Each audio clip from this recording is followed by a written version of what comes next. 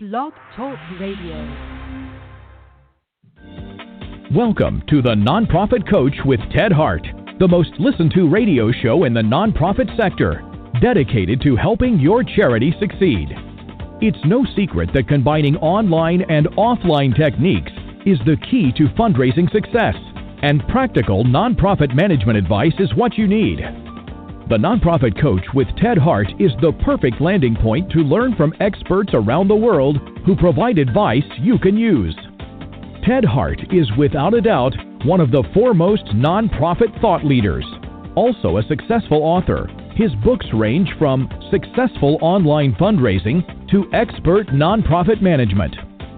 Guests on the Nonprofit Coach are leaders in their field who share their insider tips and trade secrets in a conversational style both the experienced and novice will benefit from. Ted lectures around the world, but now he's here for you. From the latest in charity news, technology, fundraising, and social networking, Ted and his guests help you and your organization move to greater levels of efficiency and fundraising success. This is a live call-in show. Add your voice by calling 347-324-3080. After the show, you can find all our podcasts at tedhart.com. Click on Radio. Don't forget to dial 347-324-3080. Now, welcome the host of the Nonprofit Coach, Ted Hart. And welcome to this latest edition of the Nonprofit Coach. Thank you so much for joining us today. We've got a very important topic about nonprofit leadership today. As the announcer mentioned, it is a live call-in show, so feel free to call in. We're also live casting over on Facebook, so you can join us over at facebook.com/Ted Hart. You can ask questions there or just watch us live. And you can also email me your questions today at tedhart@tedhart.com. As always, here on the Nonprofit Coach, we start with Page One News.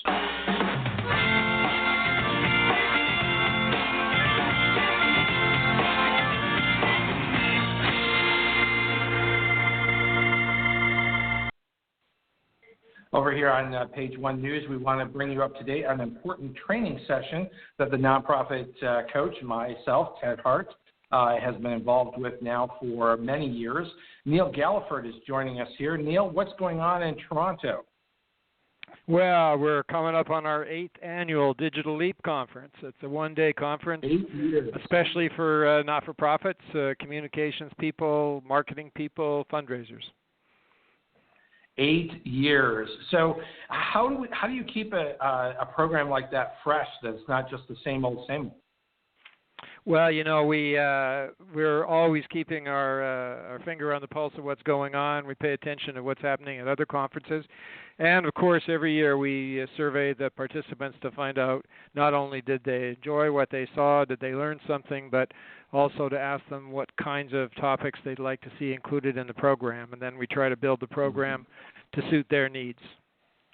That's right. Now, I posted over on Facebook the link to Digital Leap 2017. It's as you mentioned, the 8th annual Digital Leap Conference, specifically focused on nonprofit organizations and their use of technology and the internet. So I heard that registrations are way ahead of prior years. Yeah, actually, that's right. We're actually, cautiously predicting a sellout this year, although we've done that before in the past, and right now we're quite a bit ahead of last year, and we're coming up. I guess there's about a month left to the end of the early bird, when people can get the best price for their tickets.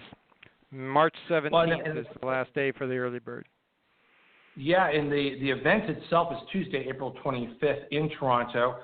It's still going to be at the Art Gallery of Ontario. They've been such wonderful hosts for the last many years. But, here we are pretty early out from April 25th, still promoting the early bird rate. But folks probably want to get in on this before it sells out because we're way ahead of ticket sales. Yeah, that's true. And I mean, wouldn't it be amazing if we sold out even before the early bird? That'd be fantastic. I mean, it's a great venue. We have a great lineup of speakers this year. There's everything from strategy sessions, things you need to be thinking about for next year, to case studies and how-to sessions, things that you can apply as soon as you get back to your office the next day. So we're pretty proud of the people we've found and the topics that we're going to be covering. And I know you're going to be back here on the show between now and April to share with us some information about the lineup of great speakers and some of the other activities that are going to be taking place at Digital Leap 2017. I hope to come back and report back, and hopefully I can get back to you before we sell out. And I hope people remember it's one of the best parties of the year too. After a terrific day of learning all about digital communications, fundraising, and marketing, people get together and we're able to meet good friends, make new friends, and generally have a good time. And that's part of the conference. The cocktail reception at the end has become a tradition of the Digital Leap, and everybody really has a great time. So good day of learning and some fun with colleagues and meet some new friends. Absolutely, and I should let people know that if they bring a friend, they can get an even cheaper price on our dual rate. And if you bring more than another person, if you bring 3 or more, you can get a further discount. So talk to the people in your office and see if you can find 2 or 3 people who'd like to go with you and bring them along. It'd be fantastic. I'm so glad that you mentioned that, Neil, because that's been also a tradition of Digital Leap in that we believe in group learning. And because some of these topics are certainly cutting edge, certainly sometimes can be complex or dense, different people learn in different ways. Different people hear things in different ways. So when you bring a couple people from your office, we feel you're more likely to get that sort of deep immersion in these topics. And not only that, you don't have FOMO, fear of missing out of the session next door, because you can divide and conquer. There's 2 sessions at a time for much of the day. So it's great to have 2 people who can monitor both sessions. That's right. Well, that's Neil Galliford bringing us up to date on first announcement here of the early bird for Digital Leap 2017, April 25th in Toronto. And Neil, look forward to seeing you there and having you back here on the show to bring us up to date as planning continues. Yeah, wonderful. I'd love to do that. I really appreciate the opportunity to be here. And I would like to mention that Engaging Networks and FrontStream are our major sponsors this year, and they're the ones that make it possible for us to keep the price of tickets low. So thanks to them. Yeah, the ticket price is very low, but we believe in making it accessible for nonprofits. And, of course, sponsors are the ways that we help make that happen. So, again, Neil Galliford, thank you for being our guest here on The Nonprofit Coach. It's great to talk to you, Ted. Happy Valentine's Day. Yeah, happy Valentine's Day. And in that spirit, we're going to move right on to page 2.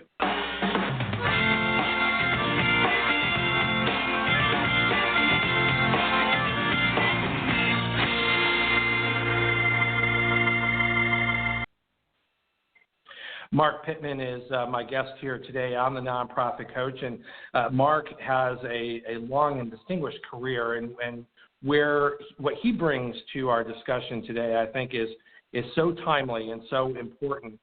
He is the international leader, coach, and fundraising coach and trainer.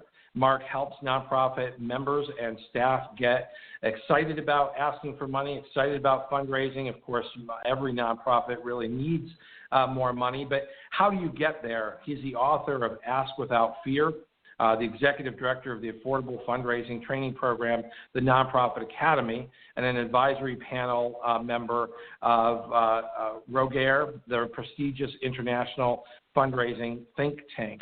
Welcome here on The Nonprofit Coach, Marc Pitman. Well, thank you so much. It's great to be back. It's great to have you back, and this topic is so important.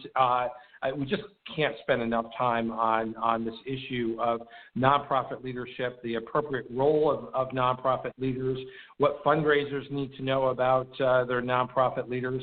and an appropriate role. But you're saying, and I'm going to let you get started here, that nonprofit leadership is in crisis. What does that mean? We have, as you know, having been in the sector for a long time, I have a slide deck that shows hand-drawn images of Sisyphus pushing the rock up the hill and having it fall back down. It feels like we keep going through these tumultuous sort of moments of feeling like we've got to get our act together in the nonprofits. We need to get better leadership. We go through some sort of study like Compass Point, or there are so many that do great studies, and we learn some information, but nothing really changes. And where I've seen it anecdotally is, so we have the headlines that show it a lot in a lot of the different studies. But what I see anecdotally too in my coaching practice, and you may see this as well, is that there are a number of executive directors that are getting bullied by their boards, not just harassed or held to the feet held to the fire, held accountable. That's fine, but they're actually getting bullied. They're being treated worse than we would let our kids be treated in a playground at school. Have you been seeing that too? Well, I tell me more about that. I mean, what do you? I mean, that's pretty strong language. It's incredibly strong language. I've had executive directors, and it was an increasing amount. One or two, sure, but these weren't even unstable individuals. They were solid individuals with a good track record or a good reason that they were chosen as executive director. But after the board makes their decision to hire this person as the CEO of a nonprofit, they do this amazing amount of micromanaging, minutia, and even positioning to be ready to fire the person. So it's often kind of some of the symptoms are calls after hours, which in part can be just the board members have lives too, and they have work, so they can't call during the day. But 11 p.m. at night or 1 in the morning, that's beyond the pale. At midnight on Sunday, that was often with some of the people that were calling me for coaching. They had other ones where the board was telling the executive director not to get too involved in the operations of the organization, which makes no sense at all. And then there was also there are all sorts of other issues with it. One classic example. I mean, you and I would see this as a total red flag. One of the board members was the son-in-law of another board member, and that particular board member, the son-in-law, had applied for the executive director position too and didn't get it, but was still allowed to be on the board with the mother-in-law, who was upset that he didn't get it. So I mean, there's something that would just be obvious. Let's break this down. I mean, let me just reflect on a few things that you're saying, because I want to put this in context, because you have a very broad international experience, so you see a lot of different nonprofits, and I think and I want you to correct me if I'm wrong. There certainly are outliers out there, and there are nonprofit organizations that are toxic for a number of different reasons. But first of all, they're simply not going to be successful if they are that toxic on the long term. So when I'm hearing what you're saying, there's a few things here. Did the person who took that position do their homework well enough? Because my experience is that boards of directors that are that inappropriate, that have so little knowledge of their role, which is an oversight and governance role, not a management role, that those things don't just appear overnight. Those are things that have grown up over time. They become the norms for the board. And board members don't necessarily know any better, because that's how it's always been done. So the question for a professional is, do you go into that situation negotiating the terms for the turnaround, because there is at least some knowledge on the part of the board that things aren't working the way they would like them to? Or do you simply not take the job because the organization is not capable of righting its own ship? And I come from the perspective, and in my training and when I work, is I try to remind people that good boards of directors are not born. They don't happen organically. It's because they're trained or there are board members that have come from very good experiences that help the board understand their proper role. But what you're saying there seems to me an indication of a purely toxic board that does not understand its role. And as you said, to have someone who's applied for a position, didn't get it, and then is serving on the board of directors is in and of itself a conflict of interest and is going to lead to toxic behavior. And for yeah, the and if board, this were just in the like one out of many different people that are looking for coaching, that would be one thing. But we've also seen this overseas in the UK, the incredible turmoil in the charity industry because of the media fabricating a story. I mean, talk about hashtag alternative facts. Making a story up about a person committing suicide because of being hounded to death by charity and having a total vacuum of charity leadership that would stand up and say, that's not the story, that's not the narrative, that's not that. And the family even said, our mother didn't take her life because of the charity. She actually liked giving. She felt like she was a burden because of her health. But the media kept the story going, and then the politicians got in and started making these incredibly draconian changes across what charities are able to do or proposed changes that they would never put on a for-profit company, like requiring one draft had it that they'd require no charity, no nonprofit could talk to anybody unless that person opted in. So it'd be like saying to Apple or Walmart, you can't talk to anybody unless they've specifically said, yes, I want to hear from Apple or Walmart.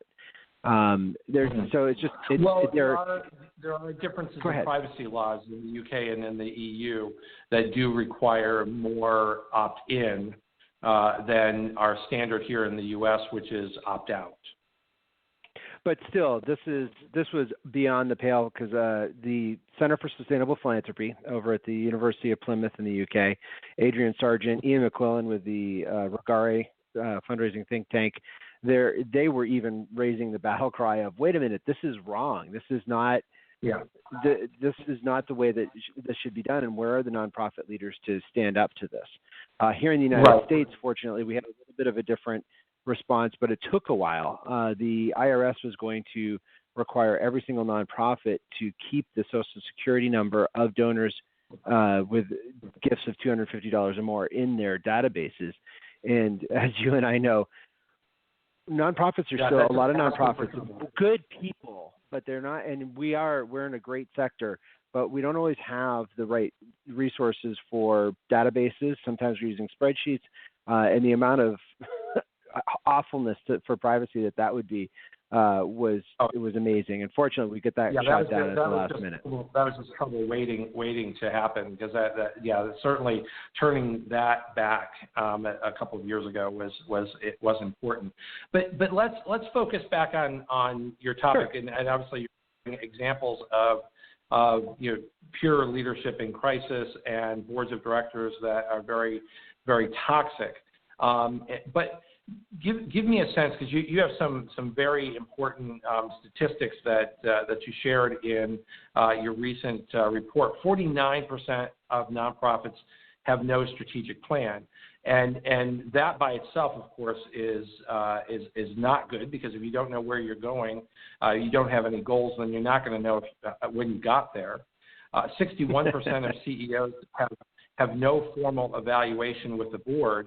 And that's not just the evaluation, but the dialogue that pursues around an evaluation is so important to the stability of the organization and the role of the board to provide oversight. I want to sort of stop with that number and focus in on, because I think that number by itself shows leadership in crisis, because any board of directors that doesn't realize that two of its most fundamental duties, one is to hire a good chief executive, the other is the oversight of that chief executive.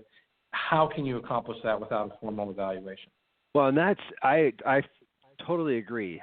There's the fact that most CEOs are not even getting any evaluation, but that probably, what's the chicken or the egg?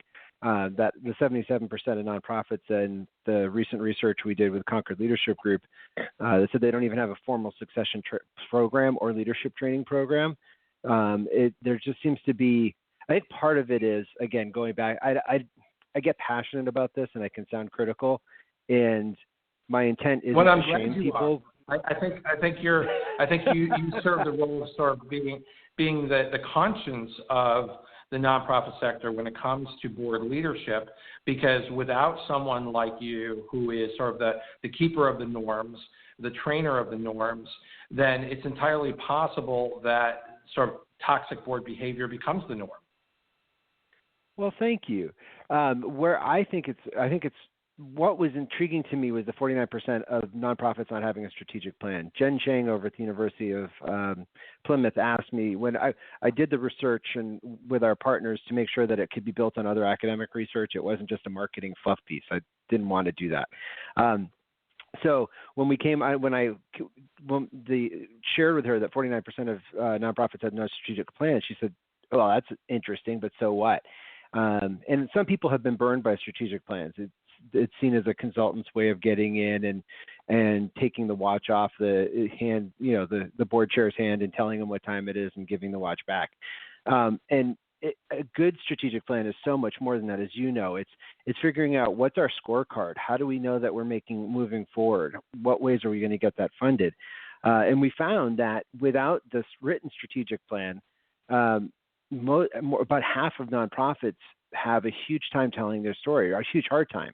They say that they really struggle with making sure that their brand is understood, which in retrospect is a kind of no duh, because it's not articulated anywhere where people understand it and share it. But that, I think, leads to why CEOs aren't getting evaluated. If there's no strategic plan, it becomes more of a kind of cult of personality. Boards get afraid to hold their CEO accountable because they don't want to make it look like it's a personal attack. And CEOs don't have the model of, this is the transparency that I'm being held to. So there's a lack of wanting to hold their staff to that. Unfortunately for staff, it becomes a moving target, because without a written strategic plan, it can be the whim of the CEO or the whim of the board, changing month to month or quarter to quarter, which is just part of the reason why over 30% of CEOs of nonprofits that responded here said their turnover in their nonprofits was high. We want some turnover always, because we always want to be rewarding the performers and helping other people find where they fit. But that's nicer than saying firing people. But we also want to retain talent. And that isn't always what's happening and other reports have shown that. So to me, it seems like malfeasance that the board wouldn't do the service of treating the CEO with enough respect to say, hey, we hired you to do something. Let's check in to see how it's going. And you can tell us too, have the markers moved? You're the expert in this space. Are we still aiming at the right targets? Well, and I think that's, again, good boards are not born, they have to be trained. And in that concept, if you want to have a good strategic plan, having a description of what a strategic plan actually is. Because the problem for a lot of organizations is that they go through this entire process. As you said, they hire an outside consultant. It's sort of this, glossy report put in a binder, it's put up on the shelf, and then they continue to run the organization the way that they've always run the organization. And what I try to share with folks is that a good strategic plan is a series of benchmarks and guideposts that point you in the direction of what you want to change. But it's a living document, and it's something that you are, what is that next benchmark, and are you reporting? And I think it's incumbent upon the CEO to take the responsibility of reporting on a regular basis on that strategic plan, so that when things are not happening, for instance, money wasn't raised or relationships weren't developed according to plan, we know that in real time, and so we can course correct as an organization to now what do we do about that? Because clearly 5 years from now, we're not going to be where we want to be if we've not met the benchmark of raising $500,000, by whatever the target or deadline.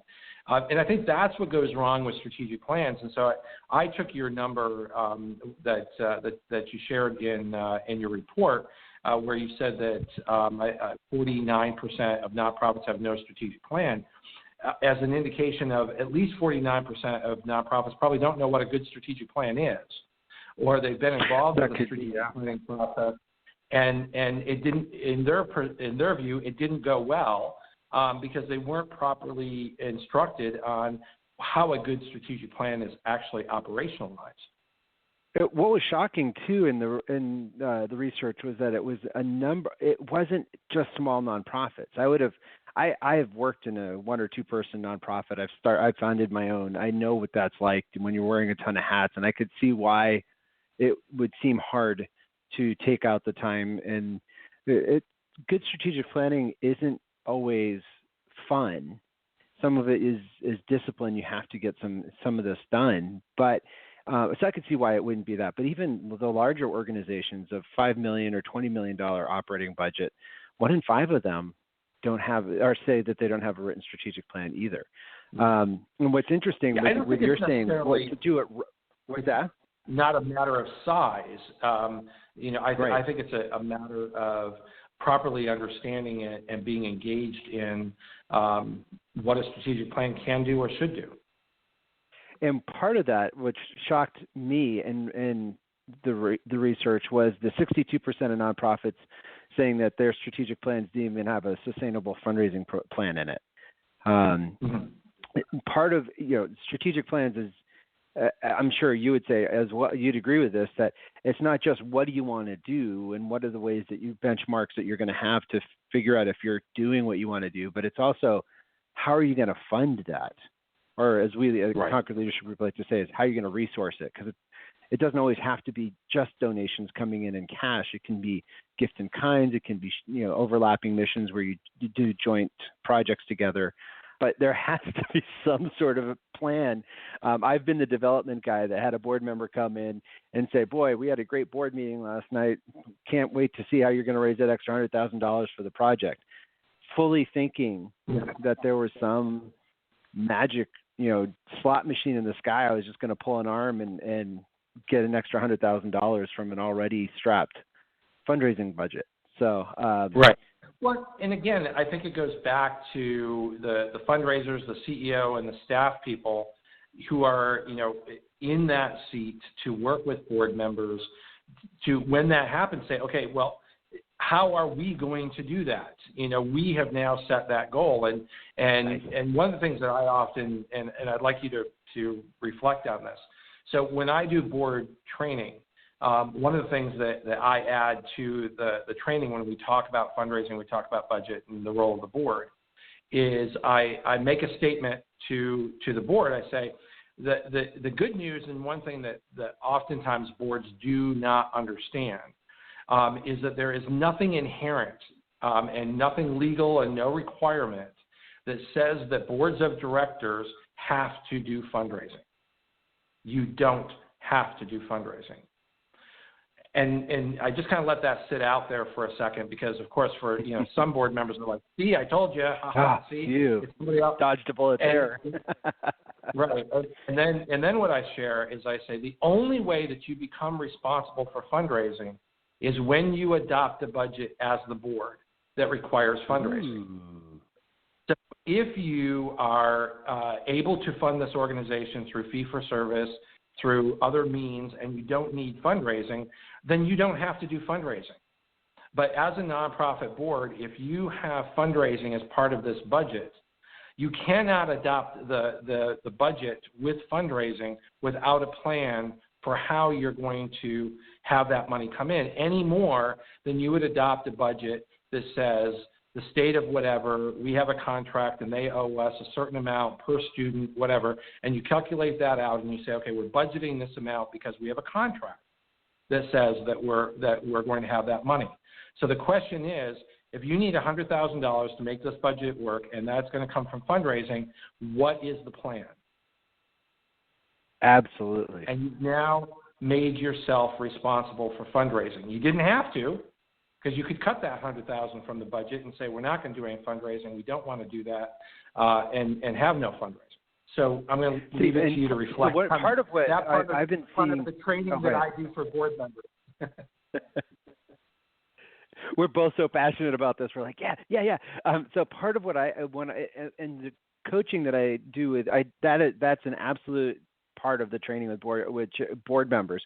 The coaching with executive directors, or I call them CEOs, because board members often don't understand executive director or general manager, but they understand CEO instinctually. So I just like to say nonprofit CEO, because it gives board members, it helps them give the credit to the position, that the esteem that it deserves. Being an executive director of a nonprofit is incredibly challenging. If you're running a company, you've got customers, you serve your customers, you may have shareholders, but if you're an executive director of a charity, you have not only the people you're serving or the mission you're serving, but you have the staff that are the program experts, and it's usually not you. Then you have this board that's your boss, and it's a board as a whole is the boss, not the individual board members, but people forget that.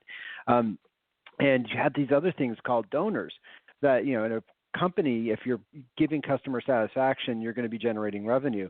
But in the nonprofit, you're not doing mission satisfaction, you're doing donor satisfaction. So it can be bewildering. So one of the things that has helped a lot of executive directors is to realize that their board needs their time too. And the board will never say, budget time for us. But for many executive directors, it can take up to 30% of their time and it's not just allowing the board members to call the shots, because most board members are good at certain things, but they're not good at necessarily running a nonprofit. So it's setting goals. Where do I want the board to be at? What do I hope they'll understand in the next 6 months? Or as I did with a recent coaching client, you have a new board chair coming in June. What do you hope he'll know by then? Yep. And then back it up, just like you would with a fundraising appeal, where you have to, I want to drop to then, so here are the deadlines where I need to get the stuff done.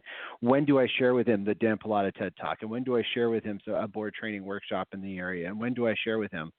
And it just blew her mind to think of it. I don't think anybody's really coaching or telling executive directors, oh, by the way, not only do you need to be really good at what you do, but it's going to take a ton of time on fundraising, and board relations are really important. The good news of that, Ted, is as CEOs get better at relating to their board, the quality of their life can drastically improve. Well, and again, it's going to go back to this notion that I have that good boards are not born; they have to be trained, and part of that is they have to be willing to be trained, and some boards aren't. Some boards are so invested in their own toxic behavior that they can't see the problem is them. And so the question the professionals have to ask themselves is it possible to negotiate the terms through which those discussions can take place, or do they need to serve another organization? And that's always one of the things I think is just exciting about this, is that as a Franklin Covey trained coach, I firmly believe we're never victims. We're only victims to a point, but we need to take action. There's always an opportunity for us to affect change, and that change may be within the organization, which I think there's a lot of things that people can try to do, but there are those people I've seen over the last few years, in particular, some board members that they seem to be not getting any enjoyment in life or any ego affirmation anywhere else but in their title as the board chair, and that they're just toxic people. And that's where you can choose, well, if I can affect change here, then I need to remove myself for my own peace of mind and my family's peace of mind, for my own self-care. And unfortunately, the nonprofit sector isn't really good at promoting self-care. It's better at, as my wife always says, promoting codependency and dysfunction and rewarding it. Well, and I think it's important to understand, and I think this is one of the other things that often gets in the way of that, is that many folks who come into the nonprofit sector do sort of come with a sense of wanting to be or serving as the savior.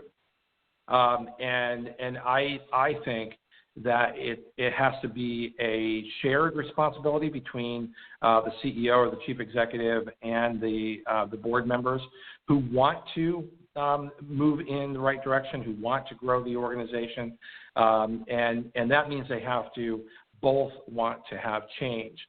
Even though they may have different capacities for change and it may take more time, there has to be that desire.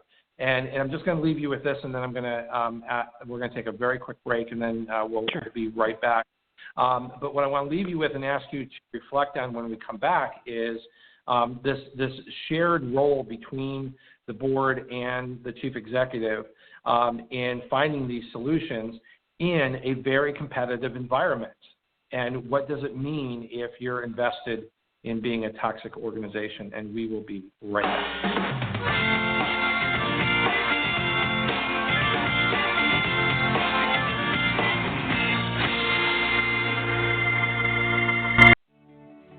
Have you ever wished you could take back an email you sent to the wrong person? Or have that nagging feeling that your confidential message was forwarded without your consent? Do you sometimes email sensitive data even though you know most email isn't secure? And we all have, because we're busy, and because in the world of email, there are no takebacks. Until now. Introducing Virtru, the simple way to send and receive secure email with confidence.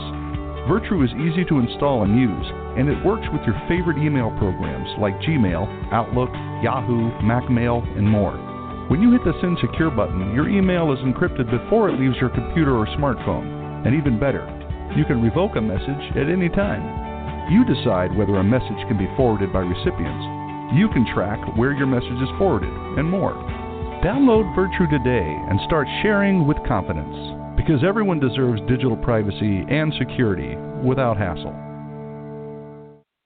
And please get out your calendars next week here live on the Nonprofit Coach. We will have Deborah Kaplan-Polivi.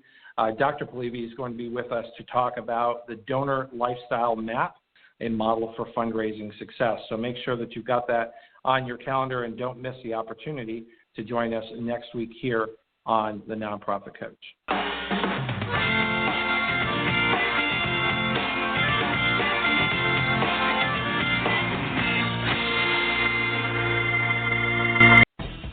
Remember, our podcasts and archives are always available 24 hours a day at tedhart.com. Click on radio links.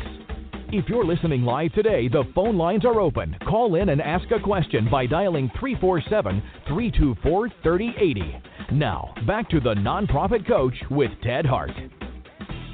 And we are back here live with Marc Pitman, the fundraising coach, who is here to talk about his notion and the research that he's done that shows that nonprofit leadership is in crisis, but we're also here to provide some solutions around that. So, Marc, before we went on break, I left you with this notion of a competitive environment and how long can you stay toxic and still survive?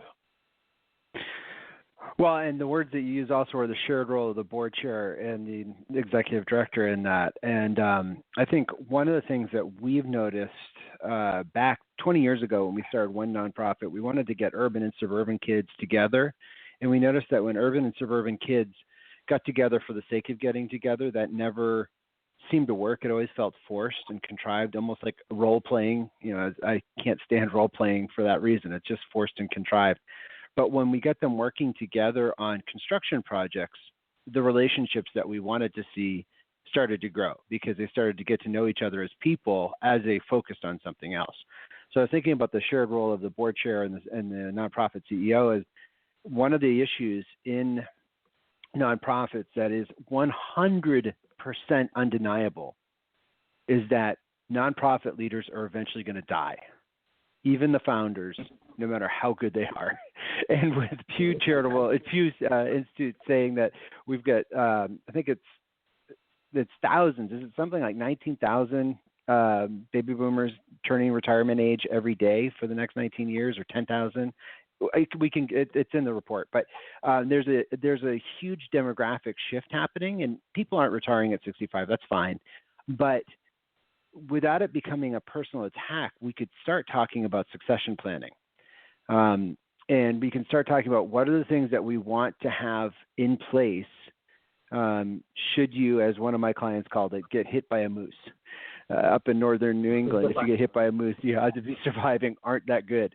So that can be just a structural organizational thing. Not that the board chair is saying to the executive director, hey, I don't want you here. And not that the executive director is saying to the board chair, I don't want to be here. It's just good practice to prepare for if the nonprofit should last beyond both of their tenures. If it shouldn't, then there's no reason to have succession planning. But for the most of us, there is. And an easy low-hanging fruit of that is professional development, helping the staff figure out, asking the staff, what are the things that would help you do your job better, and then choosing which ones are within the budget or within the resource mix that the nonprofit has access to. Working together like that, I think you can develop a better relationship. That's the essence of the dialogue, right? That's the essence of the dialogue is there are limited resources and certainly increased competition. And so the partnership, so talk to me about, let's move, we've talked about some of the crisis, we've talked about some of the problems, and we've agreed that there are toxic boards, but move us towards the definition of how things should be. What are some of the goals that my listeners should have, and then put your coaching hat on. How do they start that dialogue? Well, so the first thing I would be great, and I've had executive directors really try to get their board to do this, and it's been a hard sell, unfortunately, is kind of work out a strategic plan. Work it out with the board because they're the holders of the mission. And if you can Google it and get thousands and thousands and millions of different templates, but the four big questions that are helpful in strategic planning are: what are we doing and why are we doing it? I know that's actually two, but that's the first one. What are we doing and why? Then the second is how are we going to get it done? So what are the goals? What are the objectives? Doing a SWOT analysis, looking at other organizations that are doing it or other approaches. And then third, how will we resource this? How will we fund it? Is it, income? Is it fees? Is it fundraising? Is it gifts in kind? And then the last one that I think a lot of strategic planning misses out is the fourth one: who are we going to tell? And you need to be telling internally and externally. So that's getting those, answering those questions.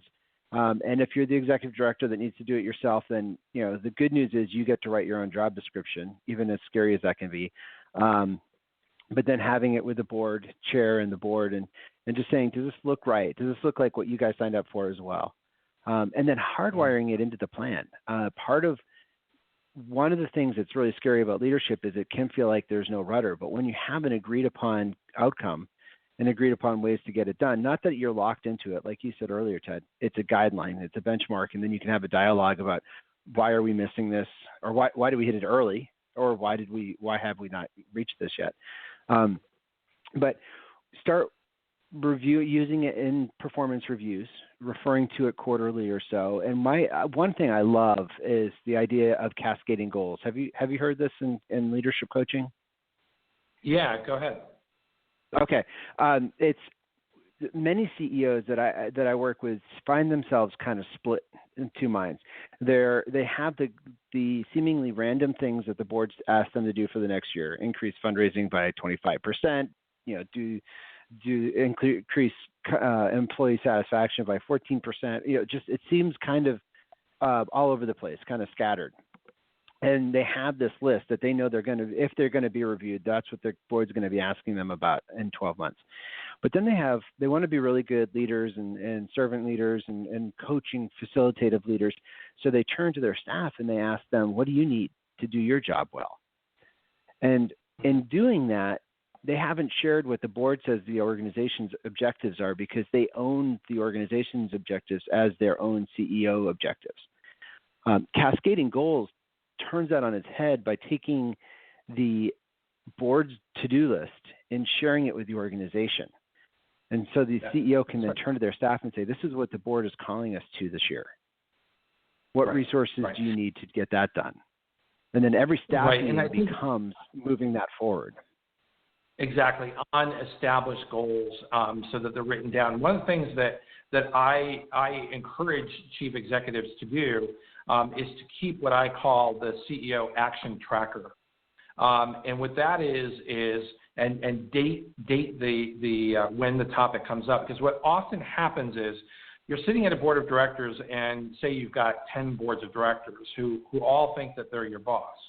So you've got 10 bosses, and while the board takes action and votes on certain things, every board member is convinced that every idea that they utter is important. And if they said it in a meeting, then it became your goal. Even if there wasn't a vote, they didn't determine that it is, in fact, an organizational goal. It's because I said it at a meeting. Well, then, you didn't do that. And so one of the things that I think CEOs have to do, and it goes back to your concept of not being a victim, is to then ask, is this a goal that the board is setting? And then document that. And to share that document back with the board to say, here are all of the things that you've asked me to do. Here's the date, and here's an update on that. So that the board can understand that oftentimes, while it might seem that there's only 2 or 3 things per meeting, over the course of the year, that becomes 20, 30 new things on top of what the goals are for the year. And so there isn't any, and I think it's so easy to say, well, it's the board's fault, it's the board's fault, it's the board's fault. I think boards of directors that don't properly have good leadership get into the habit of becoming sort of the organization's unpaid consultants. And every word that they utter is important, and every goal that they set is a goal. And if you don't document that, and you don't have a way to mirror that back to the board to say, here's another goal that you set here, but 6 months ago you said this, and I'm working on that 6 months ago goal. These seem to be in conflict. You help me understand how you want these to come together. And it's not a matter of I'm a victim and you're putting too much on me. It's a matter of adults having a discussion to say, listen, you had an idea, and it might be a good idea, but we have limited resources. So how do you want those resources to be put towards those goals, or do we need to reprioritize? And it's not handing over the management to the board. It's organizing a way for the board to actually reflect on their own decisions. So many good things in that. One of them is personal leadership. And so anybody listening to this can do this. In an early job in my career, I had my boss give me a list of things she wanted me to do in the next fiscal year.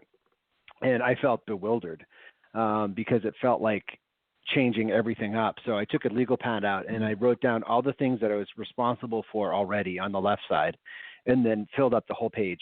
And then the new things that were about 2/3 of the page on the right side. And as you said, talking adult to adult, not parent to child, not, victim to oppressor, but two sensible, logical adults that really want the best for the organization. I just sat with her, and it was a little bit scary, but I said, I really need your help, because this is what I see, all the things that I've agreed to be doing and have taken on since I've been here. And I see all of this new stuff. And if I look at each one, I can create a reason why these are A1 priorities in their own right. I mean, each one of them I can rationalize as the top priority, but I only have 24 hours in a day, and there's only one of me. Could you help me figure out where the priorities are within my job description in this organization? And Ted, she leaned back in her chair and she went, wow. And I actually knew her well enough. I said, well, did I blow it? What happened? She said, I wish I could do that with my boss.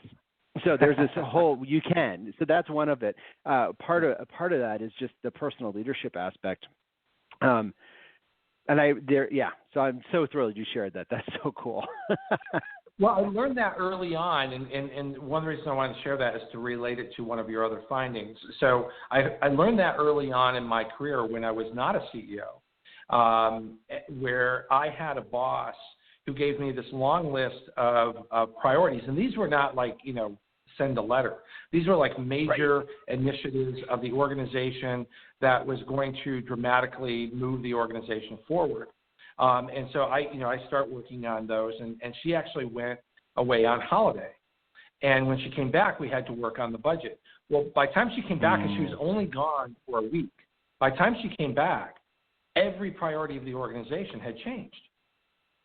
And I said, this is just not good leadership. This is, winging it as we go, and that's no way to run a railroad. So that's where I came up with this notion of the action tracker that allows everybody to sort of have this written document that says, okay, these are the things that we agreed both to work on and to monitor. And it's okay to add and it's okay to subtract, but we are in fact adding and subtracting, and that we're agreeing that that's what we're doing. So right, and it's not just on the whim of an emotion, but it's actually looking this out and giving ourselves permission to think some things through.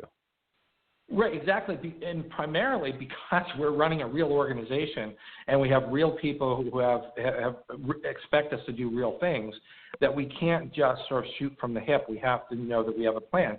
So I bring this up because I wanted to relate in the time that we have remaining.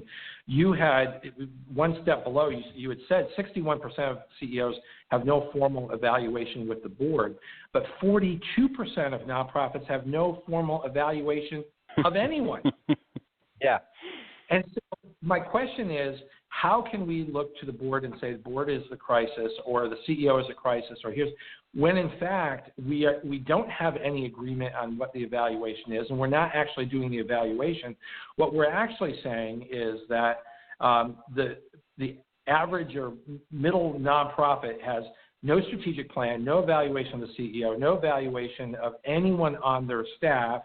77% have no succession plan. So what we're really saying is that the average nonprofit organization has been set adrift, and we're hoping for the best. Yeah, and I think average nonprofit organization has been set adrift, and we're hoping for the best. I think part of it's because of the way nonprofits often come about. Even though these statistics seem to, according to the data, seem to go across organization size. But like you mentioned earlier, good people try to do good work and they get something done. They see a need, they fill it, and then they usually attract other people to that. They never get into it to fundraise, which they need to resource it. So they should learn good fundraising 101 type stuff. And they never really, I think a lot of entrepreneurs have this problem too, of looking at their organization and trying to think about it as an organization versus just an extension of themselves. So one of the things that people that get hired into the executive director or CEO role find that, as one of my mentors said, the view is always different from the captain's chair. Most of them, if they have any emotional intelligence, realize they need to go back to their former bosses and apologize because some decisions their bosses made that they criticize make sense now. It always looks so glamorous. It always looks so glamorous until you're in that position and you realize that there are phone calls sometimes at 1 o'clock in the morning. And you realize that there are budgets that have to be met and payrolls that have to be met. And sometimes that whole glamour, and the CEO, of course, is jetting around, traveling all the time. Isn't that glamorous? Until you realize that they don't actually get sleep and they still have to run an organization. So. And if it were just the external things, that would be one thing. But as one CEO at the Nonprofit Storytelling Conference in Chicago last fall said to me, he said to everybody in the room, he said, you have to just the next time you think you're a critical thought of the executive director, just know that myself and the CEOs that I know, we are our worst critic. We have a running negative soundtrack in our head of how much we're falling short for the board, how much we're falling short of the staff, how much we're falling short on our mission. So it's not just the external stuff, it's the internal. And I think part of that's because the way we get promoted to leadership is we are good problem solvers. Tom Harrison wrote about this a while ago when he was CEO of Russ Reed. He said, all the diagnostic problem-solving skills that lead you to the top seat in the organization become liabilities when you're there. Because people don't want you telling them how to fix their role. That becomes micromanaging. What you need to do now is listen instead of fix, and explore and help them come up with answers. But that feels like a dereliction of duty, because if you already know how, one of my clients was a CEO of a radio station, and he actually knew stuff about towers and all, but it couldn't be, hey, this tower was silent for this period of time. Have you checked these particular things? It was, I heard that I heard dead air. And what do you think the cause of that is? Or becoming a little bit more diagnostic as opposed to just problem solving right away. It's a hard habit to break. Yeah, it is. It is. So we've only got about 5 minutes left. So can you summarize two things, nonprofit leadership in crisis and solutions for nonprofit leadership in crisis? So the nonprofit leadership crisis that is going on is not just with governments not understanding the role of philanthropy and the role of nonprofits, or any municipality that is looking at how do we tax nonprofits, how do we charge them a fee for taking up space in our town, is an indication that nonprofits the leaders haven't been sharing the story of their impact in the community. So it's on the macro, national government stage of seeing in many, at least English-speaking countries, but it's also down in the micro. And then the board bullying that's happening. There's also the issue in crisis of there are going to be changes in nonprofit leadership because of people retiring, people expiring, I guess, people passing away. And there's just a whole new cohort of wonderful young people that are taking leadership roles and are going to be 50% of the workforce by 2020. So there's a demographic and also cultural leadership crisis that's going on. And what the research seems to indicate is that talking about the organization in a strategic way of figuring out, are we all shooting for the same target? What is it that are we singing from the same sheet? Do we agree that this is why this organization is here? Is a hard conversation to have as we've talked to people around the country, in part because, I guess it's that whole book, Who Moved My Cheese? We started to do something in the 1950s, and there was a different reality then. And it has changed, whether the communities changed that we serve or the sectors changed or the way goals are done are changed. And we need to have the conversation of, do we adjust to face that reality, or do we choose to just kind of atrophy and die because we're serving a reality that doesn't exist anymore?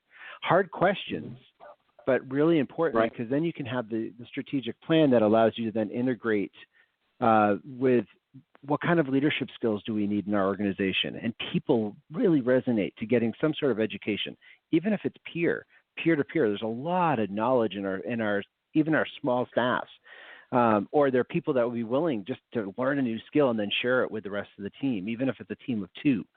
And so there are some real low-hanging fruit that will help us with our leadership. But I think part of the reason to do the research was to see what's going on, but also to give really hard statistics that will help depersonalize the conversation. It's not you as a board chair are doing a bad, or will intentionally, doing malfeasance, or you as an executive director, but these are things that are going on in our sector, and we can be the anomaly. The best part, Ted, is that the bar is so low that you can make some really huge strides by just putting some. I was going to say simple. If it were simple, people would be doing it more. But by putting some basic plans in place, you can really set up your nonprofit to outlast the life of anybody that's there. Yeah, absolutely. Stay strong and plan your way to success. Let's wrap up here. We've only got 1 minute left. How can my guests reach you? Thank you. The report is available for free, concordleadershipgroup.com/report. And we have posted that on Facebook. Mark, we posted that on Facebook at facebook.com/Ted Hart. So the link is right there, so anybody want it. And then there's a leadership podcast there at Concord Leadership Group. There's great free articles and some courses like the Fundraising 101 at fundraisingcoach.com. And then nonprofitacademy.com has a ton of great inexpensive training and a support group, basically, for executive directors and other people that are in small staffs. Brilliant show today, Mark. Thank you so much. Great to have you back. And we wish everyone success. Keep up the good fight. You've been listening to the Nonprofit Coach Radio Show with Ted Hart. Tell all your friends to check out our production schedule and download our iPod and iPad-friendly podcast at tedhart.com. Thanks for listening to the Nonprofit Coach.